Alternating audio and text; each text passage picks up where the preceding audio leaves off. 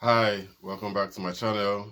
Today I want to talk about how we can manage our mental health during these uncertain times and during this COVID-19 period. Although it looks like it's about to be ending, the most critical phases have passed already. But from the experiences that I've gained during this period, and from the research I've done and the articles I've read, it's still useful because we're still in a partial lockdown, and even after the lockdown, we are still going to be facing a new world, a new way of interacting, a new way of working, a new way of relationships with people. It's not going to go back to the same way. People are still going to be apprehensive of shaking hands, hugging, and all that. And working and in the workplace too is going to be very different because of the panic and the fear over coronavirus, which is a real threat. It has been responsible for the deaths of so many people. So we really need to be careful, not afraid, but applying caution and applying common sense in what we do. So I want to talk about 10 different ways that we can take, to manage our mental health during this period. I'm sure we have already been doing it. Number one is to adjust your daily routine. Our usual routine has already been disrupted. We can't go out, basically. We Even if we can go out, it's not how it used to be. So most of our days have been spent at home, and I know it's difficult for people to adjust, especially people that were going to work every day and that were used to going out maybe in the evening, weekends, and all that, traveling. It's been a very disruptive period. So what have I been doing during the day? What's the new daily routine? It's not to sleep the whole day. I've been able to What you can do, is just to put in some healthy practices, have a routine, have a time to wake up. It's a time to test your discipline too. Have a time to do a little exercise too. Have Just create time around things that you love doing, basically. So you can have a kind of routine for your day. Have a plan, set goals for the day, and see if you can follow them. You don't have to be perfect, but if you keep trying, you're going to build some kind of discipline and consistency. The second way we can do this is to connect with people. Um, you can connect through the internet. Um, that's the most viable way of connecting with like-minded people and connecting with your community, connecting with all sorts of people. Um, you can select the kind of people that you want to connect with based on your interests, based on your career, based on your hobbies, based on anything. So you can actually create a life there. Um, it's good to connect with people so you can talk about your worries, you can talk about your problems, you can talk about what you're facing. It's good to talk to strangers. That's why we have coaches, we have consultants, we have people that can offer a listening ear and that can provide insight from a different perspective altogether. So we need to talk about our worries while we are connecting with people. The third um, way, the third method here is to try to help and support others. It's connected to the second one.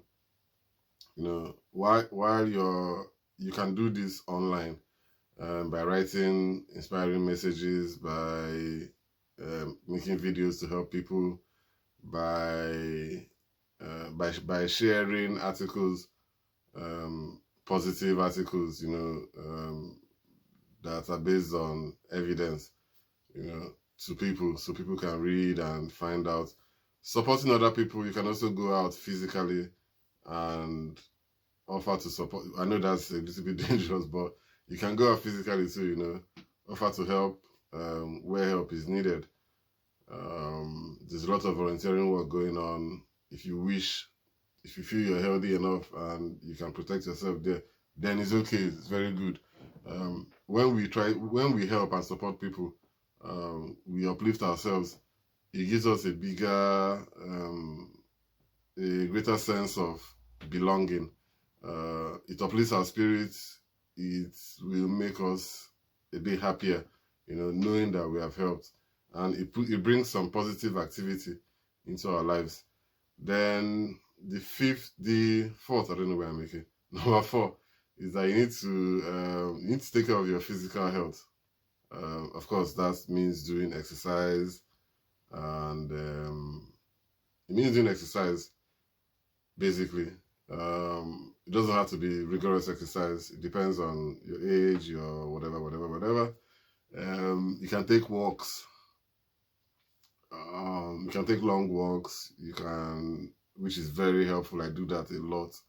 I walk a lot during the day. I don't measure it, but I know I do a lot of walking. I know because my body gets easily tired. So you can just take long walks. You can plug your phone in your ear while you're walking, or you can just use that time to meditate. Don't think about anything. If thoughts come in while you're walking, observe it. That's a good time to do the observation of the thoughts and the observation of your patterns. That's when you can catch your negative thinking. And when you go outside, you can get fresh air. Do that. Beautiful. Very healthy. Number 5, you can look after your sleep. You need to get enough sleep. This has been the best time. I think I've slept a lot this period. Not too much. At least during the day, I try to get 7 hours of sleep. I don't know I know there are different recommended hours of sleep, for people to get, but that's a recommendation. Your body knows when to wake up. I've been tending to follow my body. I've been trying to understand my cycles, and sleep is very refreshing, as we know. All your systems that are active right now, they have a time to relax. It's like rebooting your system again. So you need enough sleep, and there has been time to get that sleep, and there's still that time. So you need to factor in the sleep into your daily routine. Another one is, I think it's number 6, is to do things that you enjoy doing. This has been the perfect time for me, to read a lot of books, to read articles, to make these videos, to try to adjust my life, towards what I love doing, and just to make plans about my life. So I've enjoyed the time with my daughter. I've enjoyed the quiet times, that I've had. I've enjoyed cooking. I've enjoyed cleaning. I've enjoyed things I never used to enjoy before doing, like the cooking and cleaning. But now I've just gotten into the habit of doing it I just love it now. I can't wait to go and do it. So then number 7, I think I've lost count of what I'm saying, is to set goals for yourself. If you have goals if you have a goal or different goals, basically, it motivates you, it inspires you. Those goals, of course, need to be value oriented. Like, I decided to start a charity. I've been trying to get people, to come on board with my project, and it's just been an interesting time. I should have been writing, but I haven't really gotten into that yet. I've taken some courses during this period. I have started my business, my coaching business. So these are goals that I had, and it's beautiful to set those goals and start taking small steps to achieve them. Small, little steps. Break it down. Don't set goals that will give you more anxiety.